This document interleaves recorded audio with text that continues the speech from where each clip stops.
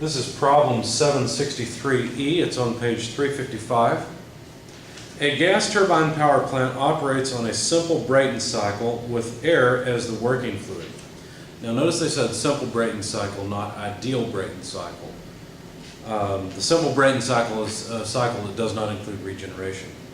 The air enters the turbine at 120 psia and 2000 Rankine and leaves at 15 psia and 1200 Rankine.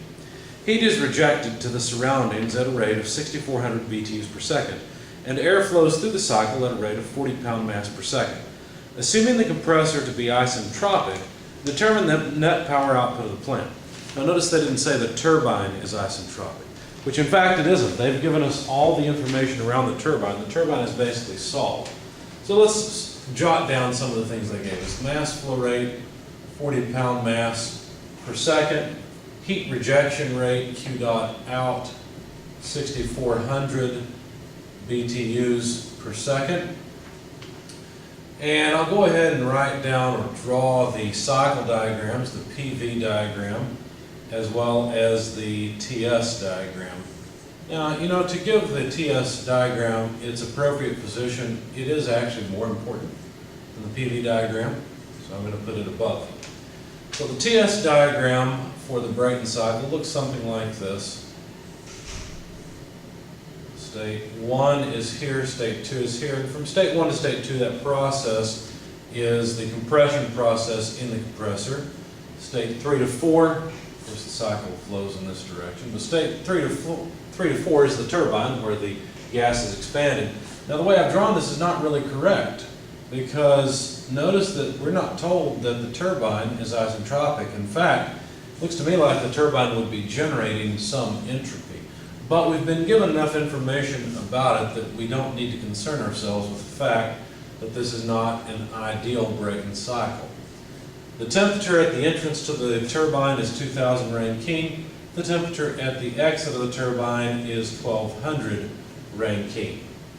The heat addition process in the burner is a constant pressure process, and the heat rejection in the atmosphere is a constant pressure process as well. So this line and this line are both lines of constant pressure for the air.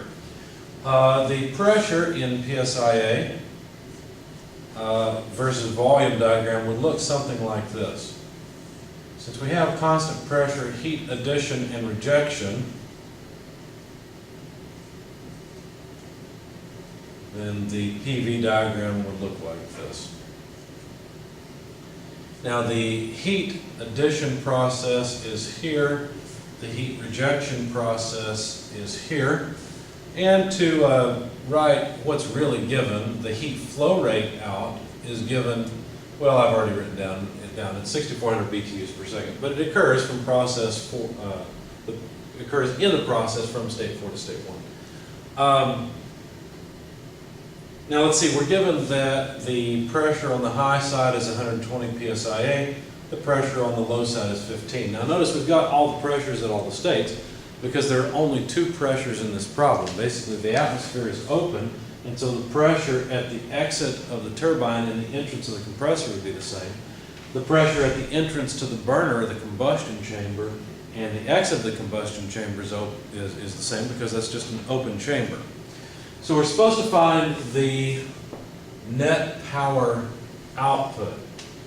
Now to find that, what I'm going to do is say, well, the net power output would be equal to the mass flow rate through the turbine, because look, the turbine is going to generate power proportional to the enthalpy drop across the turbine. So in other words, all of the power that the turbine produces comes from the energy of the stream flowing through it, from the energy of the air flowing through it. Now, we don't get to extract all of that power as work because the compressor requires a significant amount of power as well. So to get the net power output, we have to subtract off the power input to the compressor, and that would be proportional to the enthalpy change of the air from state 1 to state 2. So that would be H2 less H1.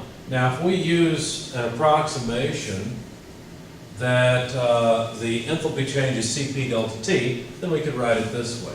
Mass flow rate, heat capacity times, notice I'll factor out the mass flow rate, and I'll factor out the heat capacity, C sub P. So times T3 less T4 from the first term. And since we have a negative sign here, then it would be minus T2 plus T1. So really all I need are all the temperatures. I already have two of them. I have T3 and T4. I need T1 and T2.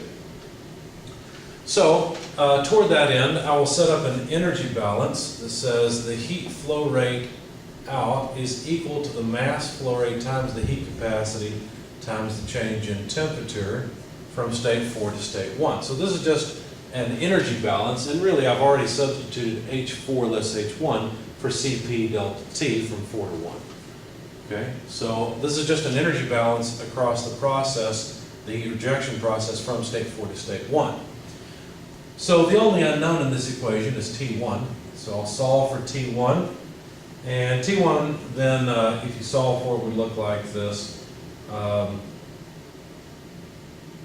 It would end up being T4 less Q dot out over M dot C sub P. Okay, so all I did is rearrange algebraically for T1.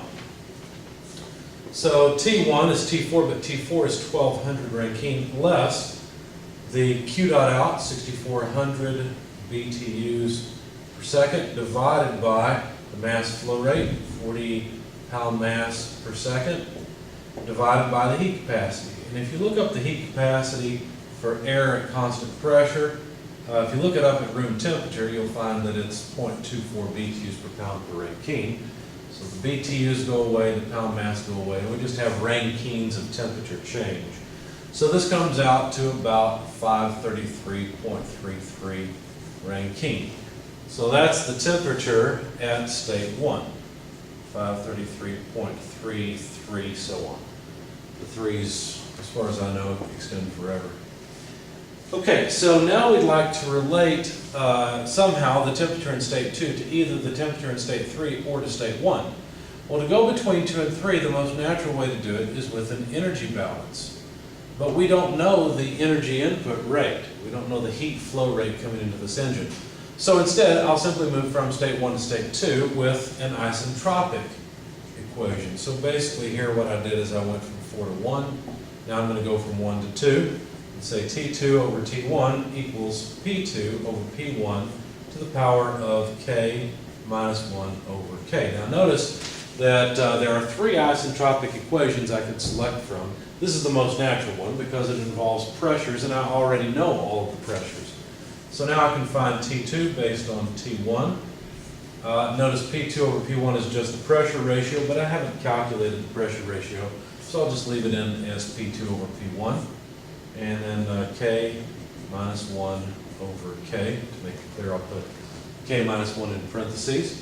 So T2 is T1, which is 533.33 Rankine, multiplied by P2, which is 120 over T1, which is 15. K minus 1, well, we're talking about air as the working fluid. So K is 1.4. If you subtract 1 from 1.4, you get 0.4, which needs to be divided by K, which is, again, 1.4.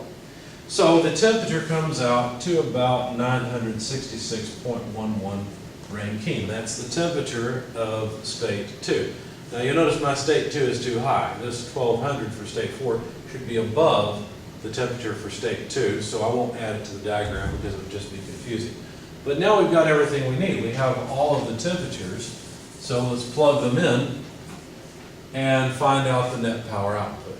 So the mass flow rate, 40 pound mass per second, multiplied by the heat capacity, 0.240 BTU per pound mass per Rankine, multiplied by T3, but let's see, T3 is 2000, less T4, T4 is 1200, less T2, and T2 we just got, 966.11, plus T1, which is 533.33. All of these have units of Rankine. So notice the pound mass and Rankine go away, and we'll get BTUs per second. So when you plug all of that into your calculator, we find that the power output is about 3,525 BTUs per second. Now you'll notice that your author gave his result in kilowatts. So let's convert to kilowatts. Look in the front of your book. You'll find that 0.75 or 7457 kilowatts is 0.7068 BTUs per second. So BTUs per second go away. We'll be left with about 3719 kilowatts. Your author's answer is 3726 kilowatts. You might wonder why there's a difference. Well, he may not have used 0.24 BTUs per pound mass per Rankine. That's the heat capacity at room temperature. Obviously, none of these temperatures are room temperatures. So at this point, it would be ideal to go back and get a better estimate for that heat capacity, and you should come out closer to what your author gave as an answer.